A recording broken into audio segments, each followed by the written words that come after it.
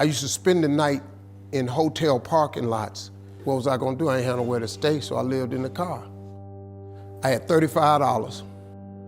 And I said, come on, God, man, I've been trying to make this dream come true. You done left me out here like this. And I was crying so hard that he just said, I didn't like hear a voice or nothing, but he spoke to me, and however he said, if you get up, I'm gonna take you places you ain't never been. Now I was finna quit. So I said, skip it. I'm gonna quit anyway. So I got in my car, I went to a payphone, and I was gonna call my dad. You remember back in the day where you could punch in a code and call your answering machine and get your messages? So I called and I punched in the code, and it said, doop. He said, hey Steve, this is Chuck Sutton with Showtime at the Apollo. We saw a tape of you. You're very funny. If you could get here Sunday night, we'd love to put you on television. Call me back, let me know if you can make it.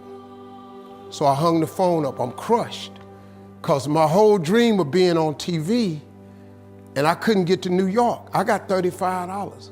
How I'm gonna get to New York? I can't make it.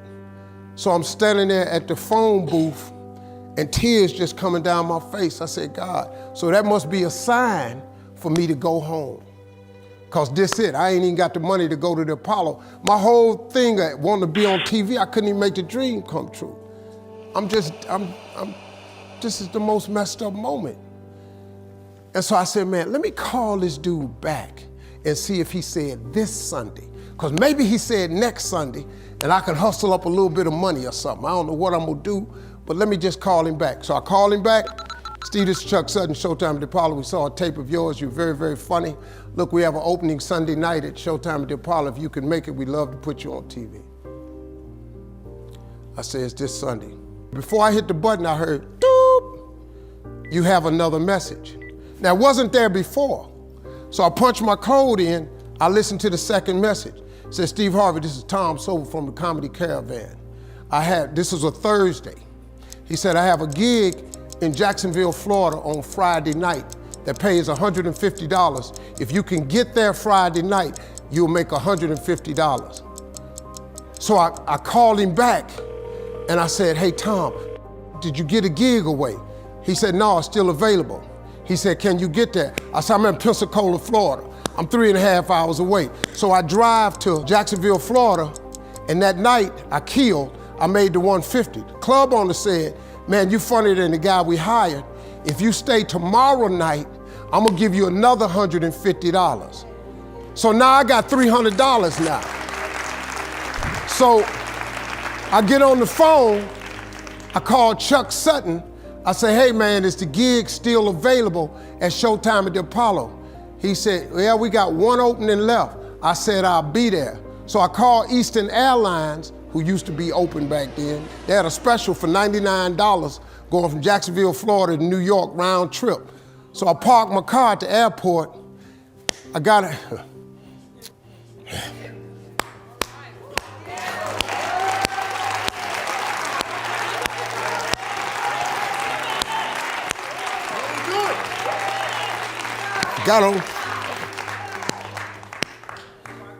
Got on plane, flew. Everything I had was in 2 bags. Got to the Apollo. I said, hey man, I'm here. I got there at 11 o'clock in the morning. He said, you can't stay here because you don't come on to the late show tonight. I said, man, I ain't got nowhere to go. I said, if you just let me stay in this building, man, I ain't gonna move around nothing. I ain't got nowhere to go. I'm in Harlem, I can't go back out here. I got these 2 bags. I got victim wrote all over me, man. So he said, all right, if you go upstairs, don't come down. So he put me in the dressing room on the 6th floor. So that's where all the comedians were. So I stayed up there. I got hungry around 3 o'clock, man. I couldn't take it no more. So I went back downstairs, a dude named Alton Liston. I said, hey man, he said, man, I thought I told you, don't come down them damn steps. I said, hey man, I'm just hungry, man. I said, let me go to that KFC I saw on the corner. Just let me get some chicken. I'll come right back. He said, man, if you ain't back in 20 minutes, you ain't getting in this building. So I went, bought me some chicken, came back. So the comedians started coming in the building. They started coming up on the 6th floor. So I meet this guy named D.L. Hughley. I introduced myself, he introduced himself. I'm sitting there, another guy come in named Dwayne Johnson. Then this other dude walked in named Jamie Foxx. And I introduced myself. We don't know each other, ain't none of us famous. It's 1991, man. They gave everybody the lineup. I was on the last show of the night. I don't go on to 11 at night. I done had this 4 pieces of chicken. I'm starving, man. That chicken done wore off. I'm nervous, man. I'm about to throw up. D.L. Hughley went downstairs. D.L. Hughley got booed off. Dwayne Johnson got booed off. Jamie Foxx went down there and got booed. They booed Jamie, then Jamie started singing. And then they started clapping. And Jamie had their ass, then he went back to them jokes, and they got his ass. So I'm walking down the steps and I see Jamie sitting on the steps. I said, hey man, hang in there. He said, man, that ain't never happened to me before, man. This is crazy. This Jamie Foxx, man, one of the most talented people in all of comedy. And now, you don't even know how nervous I am, man. I can't even, my breathing is shot because these dudes been booed. So I walk out, I had wrote this joke. Mike Tyson had got in a fight in Harlem with this heavyweight named Mitch Green. Mike Tyson had hit the dude in the eye in the store. Now he was on the news, his eye was swollen. So the joke I wrote was, they was interviewing Mitch Green and he was telling everybody what happened, but his eye took over the interview. And I wrote this joke that his eye started talking and was just, I tell you what happened. The heavyweight champ's fist is coming towards my face. I just said, Lord, Lord, Lord. And I wrote this whole joke about this dude's eyeball talking. And when the punch came, and all this here,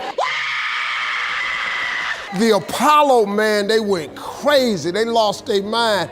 I got a standing ovation, man. I walked off stage, man, just started crying. I couldn't believe it. They paid me. I made $750 for being on TV for one night. I'd never made $750 telling jokes in one night. And so that was my first television appearance. A couple weeks later, Sinbad was the host of the show. He got this job on Different World. And so he quit.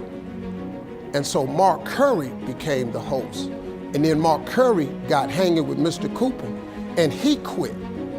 And they came to me and said, would you come back to New York and host amateur night for us to just try you out? Oh, ain't no problem. And so I went to New York, I hosted amateur night and I was killing.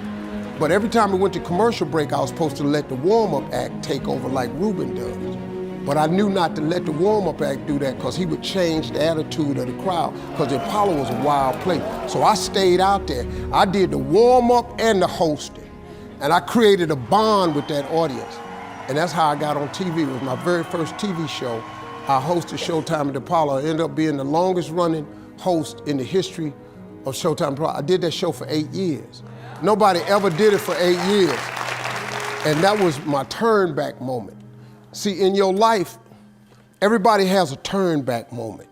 You have a moment where you could go forward or you can give up. But the thing you have to keep in mind before you give up is that if you give up, the guarantee is it will never happen. That's the guarantee of quitting, that it will never happen, no way under the sun. The only way the possibility remains that it can happen is if you never give up no matter what. Because God is always coming. He's never too late. At your worst moment, look man, when they told me I had to be in New York, I saw no way I could get there. But that God though, he make the phone ring. I end up in Florida, I make $300. Then I go to New York, I make $750. Almost got $1,000. Out of nowhere. That's what happened to me. That was my moment of never giving up. That's when I first learned that faith was everything, that you have to remain faithful.